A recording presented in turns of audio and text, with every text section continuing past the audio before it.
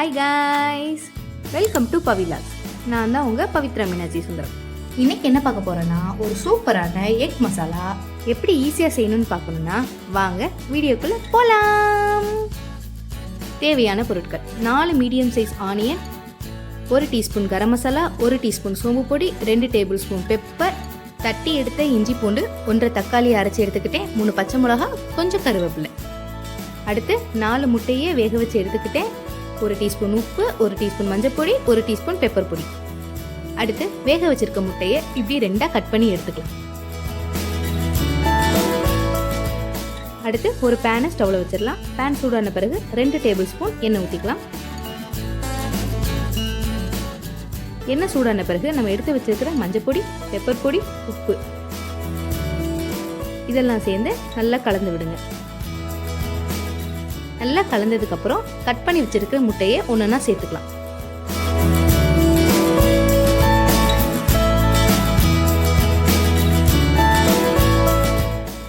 இப்போ முட்டை ஃப்ரை ஆன பிறகு அடுத்த சைடு திருப்பி விட்டுக்கலாம்.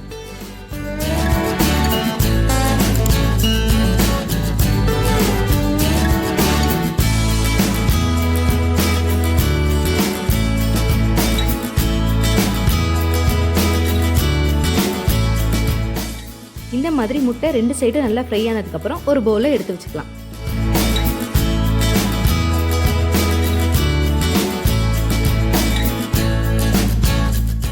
இப்போ அதே பேனில் கூட 2 டேபிள் ஸ்பூன் எண்ணெய் ஊற்றிட்டு எண்ணெய் ஹீட் ஆகிற வரையா வெயிட் பண்ணலாம்.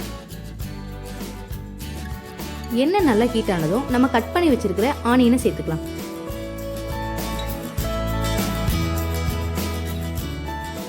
ஆனியன் நல்லா வதங்கணுங்க. நல்லா வதங்குற அளவு நல்லா ஃப்ரை பண்ணுங்க. ஆனியன் கரெக்டான பதத்தில் வதக்குறது தாங்க ஒரு கிரேவிக்கு நல்ல டேஸ்டே கொடுக்கும். இது நல்லா கண்ணாடி பதம் வர வரைய நல்லா வதக்கிக்கோங்க. இந்த மாதிரி நல்லா வதங்கினதுக்கப்புறம் நம்ம தட்டி வச்சிருக்கிற இஞ்சி பூண்டை சேர்த்துட்டு நல்லா வதக்கலாங்க. இதோட பச்சை ஸ்மெல்லு போகிற வரைய நல்லா வதக்கிக்கோங்க. அடுத்து நம்ம எடுத்து வச்சிருக்கிற பச்சை மிளகா, கருவேப்பிலையை சேர்த்துட்டு எல்லா பொடியும் சேர்க்க ஆரம்பிச்சிடலாங்க. சோம்பு பொடி, கரம் மசாலா, பெப்பர் இதெல்லாம் சேர்த்துட்டு நல்லா கலக்குங்க.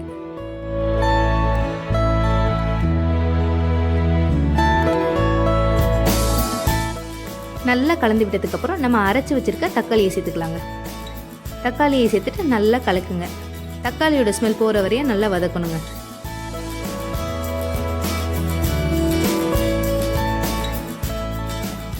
இப்போ கொஞ்சம் தண்ணி சேர்த்துட்டு கலந்து விடுங்க.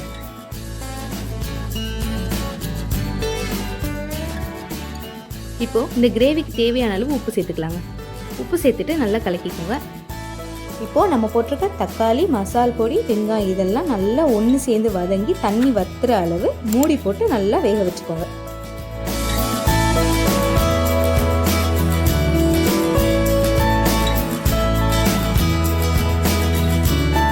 ஸ்டேஜில் நம்ம கிரேவியை கொஞ்சம் டேஸ்ட் பார்த்துக்கலாங்க.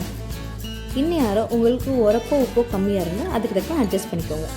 இப்படி நல்லா வதங்கினதுக்கப்புறம் நம்ம ஏற்கனவே ஃப்ரை பண்ணி எடுத்து வச்சிருக்கிற எக்கை உள்ளே சேர்த்துக்கலாங்க.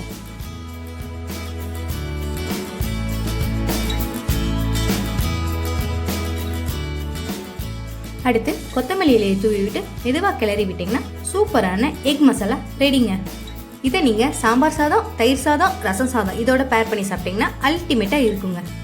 இந்த வீடியோ உங்களுக்கு பிடிச்சிருந்துச்சுன்னா லைக் பண்ணுங்கள். மறக்காமல் PaviLogs சேனலுக்கு சப்ஸ்கிரைப் பண்ணுங்கள். Bye guys.